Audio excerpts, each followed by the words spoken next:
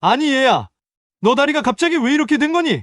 사랑하는 딸의 다리가 갑자기 코끼리 다리처럼 부풀어 오르자 아버지가 우열하듯 물어봅니다. 여러분이라면 좋은 마음으로 시작한 봉사활동을 하다 예상치 못한 병에 걸린다면 어떠실 것 같으세요?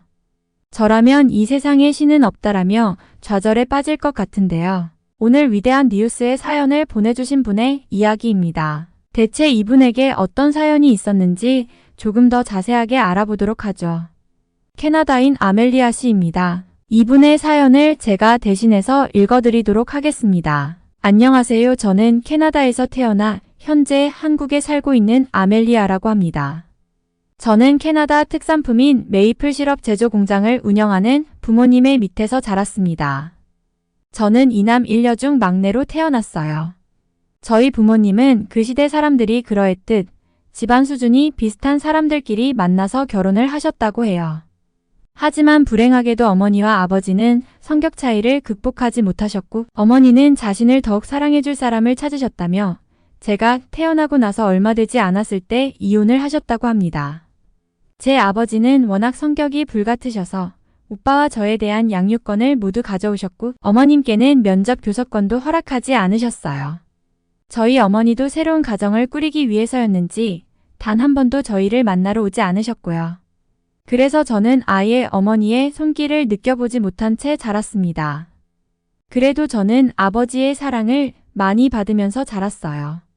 아버지가 엄하셨지만 저에게는 다정하셨거든요. 하지만 오빠들은 그렇지 못했습니다. 부모님이 이혼하실 때 큰 오빠는 중학생, 작은 오빠는 초등학생의 나이였는데 갑작스러운 부모님의 이혼과 부모님이 싸우는 걸 다 지켜봐와서 그런 건지는 모르겠지만 오빠들은 비행에 빠지게 되었습니다. 명문 사립 고등학교와 중학교에 다니고 있었지만 오빠들은 학업은 뒷전인 양 친구들과 파티를 즐기거나 마리화나를 피기 시작했습니다. 가끔은 지역 경찰서에서 집으로 연락이 오기도 했죠. 결국 오빠들은 명문 고등학교와 중학교에서 퇴학을 당했습니다. 그리고 저희 아버지가 무시하시던 노동자 계급이나 다니는 지역의 일반적인 학교를 겨우 졸업하게 됩니다. 오빠들이 그렇게 비행을 하며 아버지의 말씀에 따르지 않게 되자 아버지는 저에게 더 많은 기대를 거셨습니다. 아버지는 저에게 오빠들처럼 되지 말라고 말씀하시며 제가 사용하는 모든 것들은 최고급품으로 준비해 주셨고 초등학교 입학 전부터 아버지의 사업을 이어받기 위한 여러 가지 가정교사들을 붙여주셨어요. 저는 제 또래들이 당연히 저처럼 지내는 줄 알았습니다.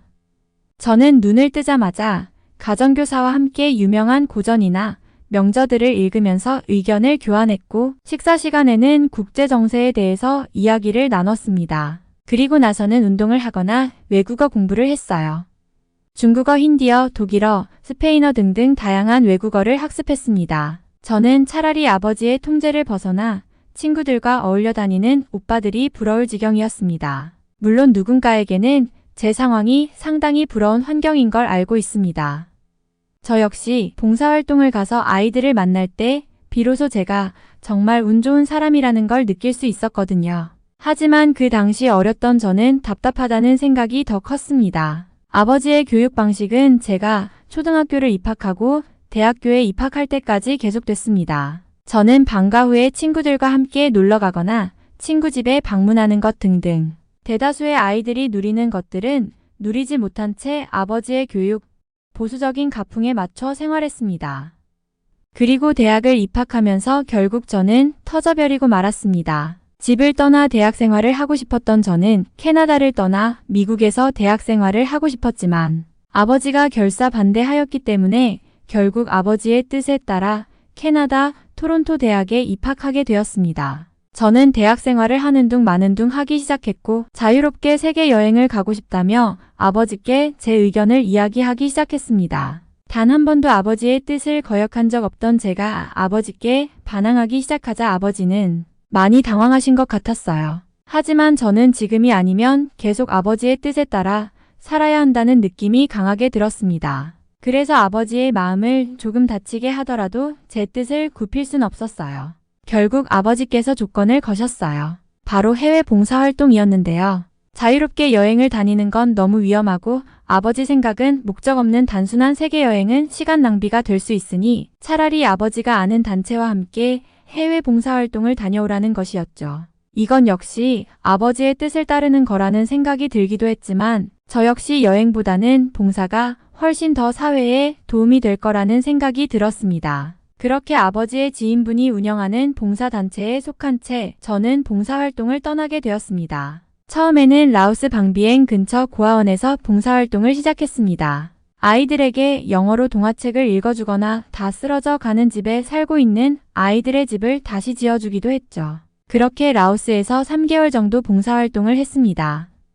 그리고 나서 해당 봉사단체의 팀장님이 저에게 혹시 더 열악한 곳에서 봉사활동을 할 마음이 있냐고 넌지시 물어보셨어요. 저는 의아했습니다. 봉사단원의 일원인 저의 의견을 물어볼 게 아니라 봉사단의 일정에 따라 움직이는 게 당연하다고 생각했기 때문이죠. 하지만 팀장님은 저희 아버지가 누구고 제가 왜 여기서 봉사활동을 하고 있는지 잘 알고 계시더군요. 팀장님은 제가 처음 합류한다는 소식을 들었을 때 돈 많은 집에 아가씨가 교양활동을 하러 왔구나 하면서 색안경을 끼고 보셨다고 합니다. 그러나 제가 진심으로 봉사활동을 하는 걸 보면서 본인의 생각이 틀렸다고 반성하셨다고 해요. 봉사단체의 다음 일정은 인도의 최대 슬럼가로 이동해서 아이들을 돕는 것이었는데 아무래도 저를 그런 곳에 데려가기가 신경 쓰이셨나 보더라고요. 제가 거길 가지 않겠다고 하면 번거롭지만 팀을 나눠 저를 포함한 몇몇의 인원은 라오스에 남기고 인도로 이동할 예정이었다고 하시더라고요. 저는 괜히 저 때문에 그럴 필요 없다며 함께 이동하겠다고 말씀드렸죠. 그렇게 저는 두 번째 봉사지로 인도 뭄바이의 최대 슬럼가인 다라비를 방문하게 됩니다. 단순히 빈민가라고 생각했는데 그곳은 자본주의 실체를 잘 보여주는 곳이었습니다.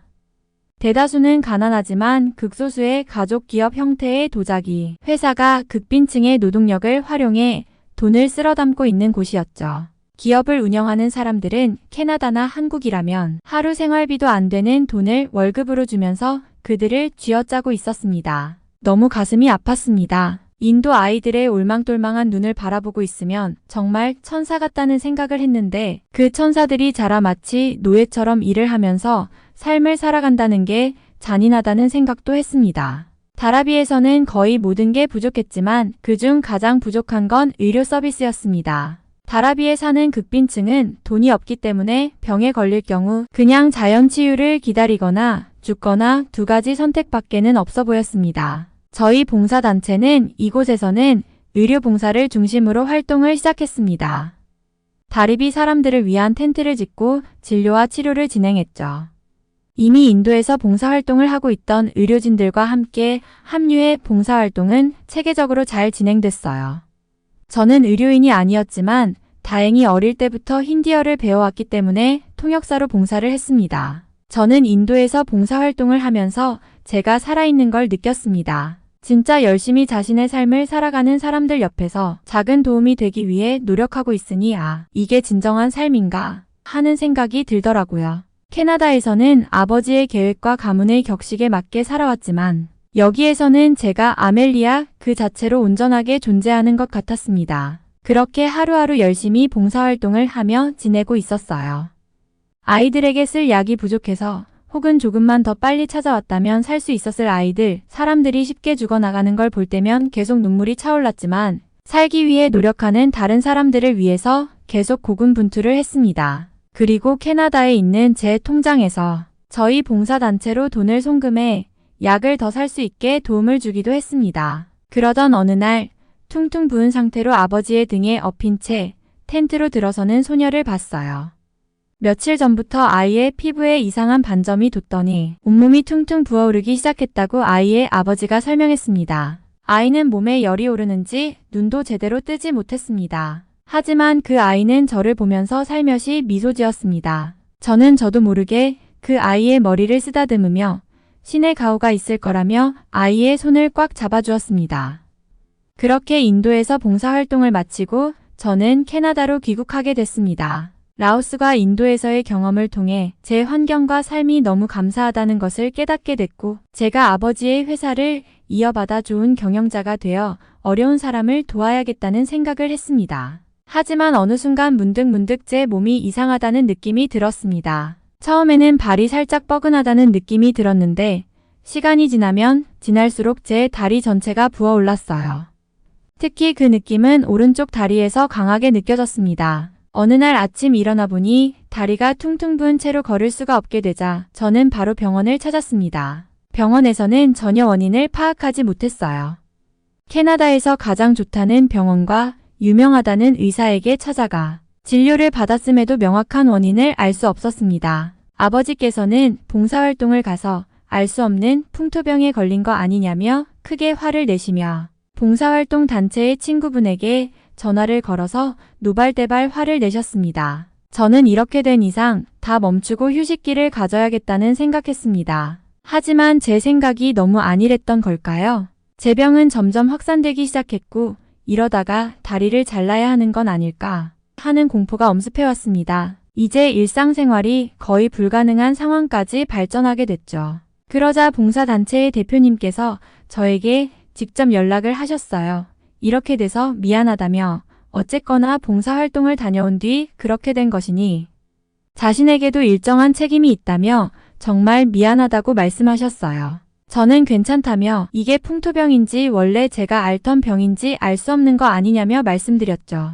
그러니까 그분께서 캐나다 말고 다른 나라에서 진료를 받아보는 게 어떻겠냐고 말씀하셨어요. 자신의 봉사단체에서 활동하고 있는 의료진들을 통해 여러 병원을 수배해뒀다면서요. 저는 호의에 대단히 감사하지만 아버지가 허락하지 않으면 외국에 있는 병원에 갈 수 없을 것 같다고 말씀드렸습니다. 그러자 그분은 자신이 아버지를 설득해보겠다고 말씀하셨습니다. 결국 아버지는 봉사단체 대표님의 의견에 동의하셨고 저는 첫 번째로 독일에 있는 종합병원에 입원하게 됐죠.